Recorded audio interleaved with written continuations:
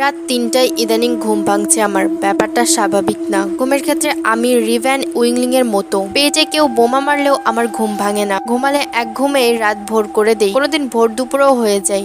আম্মু পিটিয়েও আমার ঘুম ভাঙাতে পারে না। সেই আমি রাত ৩টায় ঘুম ভেঙে উঠে বসে থাকছি। ব্যাপারটা অদ্ভুত না? আর অদ্ভুত ব্যাপার কি জানেন, আমার পুরো ফ্যামিলি কিন্তু আমার মতো। ঘুমালে কারো হুঁশ থাকে না। আমার সামনের রুমটা আব্বু আম্মুর, এরপর ড্রয়িং রুম পেরিয়ে কোনার রুমটা শফিকের। ঘুমালে কেউ ওঠে না ঘুম থেকে, বাথরুম করতেও না।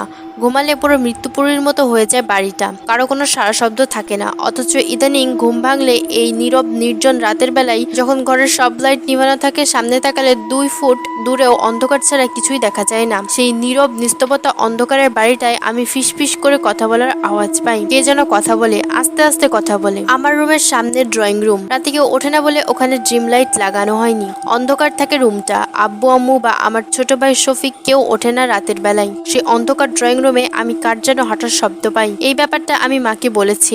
মা হেসে উড়িয়ে দিয়েছে। আমাকে বলেছে, বোকা মেয়ে, 15 বছর হলো আমরা এই বাসায় এসেছি। আমাদের নিজেদের কেনা ফ্ল্যাট। এখন পর্যন্ত একদিনও এমন ব্যাপার ঘটেনি কারোর সাথেই না। অথচ এখন আমার সাথেই ঘটছে এই ব্যাপারগুলো। সেই রাতে ঘুম ভেঙেছে। হাঁটা দিয়েছিলাম বাথরুমের দিকে। অন্ধকার দেওয়াল ধরে হাতড়ে হাতড়ে যাচ্ছি। হঠাৎ কিসে যেন হাত লাগলো। তাকিয়ে দেখলাম লম্বা কিছু একটা। এমনি অন্ধকার, এর উপর খারাপ চোখে আবছা দৃষ্টিতে কিছু দেখা যায় না। ভাবলাম শোকেসটাই হাত পড়েছে। বাথরুম সেরে রুমে এসে ঘুমিয়ে পড়লাম। সকালে যখন ঘুম ভাঙলো, হাই তুলতে তুলতে বাইরে ড্রয়িং রুমে এসে দাঁড়িয়েছি। তখন খেয়াল হলো আমি যেটাকে শোকেস ভেবে হাত দিয়েছিলাম সেটা শোকেস না। শোকেস ওটা থেকে উল্টো দিকে দেয়ালে। আমার হাত পড়েছিল যেখানটায়, সেটা পুরো শূন্য একটা জায়গা। ওখানে আমার কিছুতে হাত পড়ার কথা না। কে যেন দাঁড়িয়েছিল সেখানে, 8 ফুট লম্বা কেউ। আমি মাকে বলেছিলাম কথাটা। মা আবার হেসে উড়িয়ে দিল। 15 বছর আছে এই বাসায়, কখনোই ভৌতিক কিছু হয়নি আমাদের সাথে, এখন হবে কেন? আমাদের পাশের বাসায় নতুন একটা ভাড়াটিয়া এসেছে।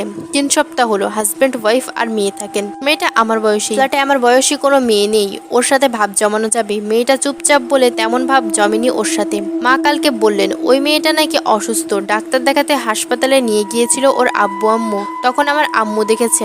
কি অসুখ ওর আব্বু আম্মু বলেননি, তবে অসুখটা গুরুতর দেখে এমনই মনে হয়েছে। আজকে রাতে মা শুয়েছে আমার সাথে। আমি যে রাতে ভয় পাচ্ছি সেই জন্য সাহস দেওয়ার জন্য আমার সাথে থাকা।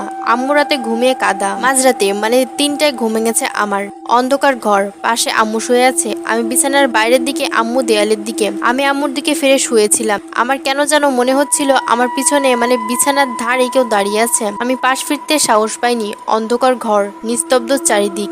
আম্মুর নিঃশ্বাসের শব্দ বাদে আর কোনো শব্দ নেই। আমি পাশ ফিরেছিলাম। অন্ধকার, খুব অন্ধকার, আলকাত্রার মতো। সে অন্ধকারে আমার বিছানার পাশে একটা মানুষ দাঁড়িয়ে আছে। আমি চিৎকার দিয়েছিলাম। আম্মু উঠে বসেছিল। লাইট জ্বালিয়ে পুরো বাড়ি তন্ন তন্ন করে খুঁজেছিলাম আমরা।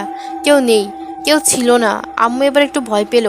ভাবলো আমি পাগল হয়ে যাচ্ছি কিনা। লেখাপড়ার চাপ যাচ্ছিল। এত প্রেসারে মনে হয় মাথা খারাপ হয়ে যাচ্ছে আমার। আমার রাগ হয়েছিল খুব আম্মুর উপর। শুধু আম্মুর উপরই না, বাড়ির সবার উপর। ঠিক করলাম আর কাউকে কিছু বলবো না। এসব বললে 2 দিন পর ঠিকই আমাকে পাগলাগারোতে ভর্তি করে দিবে। রাত 3টায় ঘুম ভাঙে আমার। ইদানিং আর কিছু দেখি না। সেদিন বিকেলে ছাদে গিয়েছিলাম। দেখলাম পাশের বাসার মেয়েটা দাঁড়িয়ে আছে, মন মরা।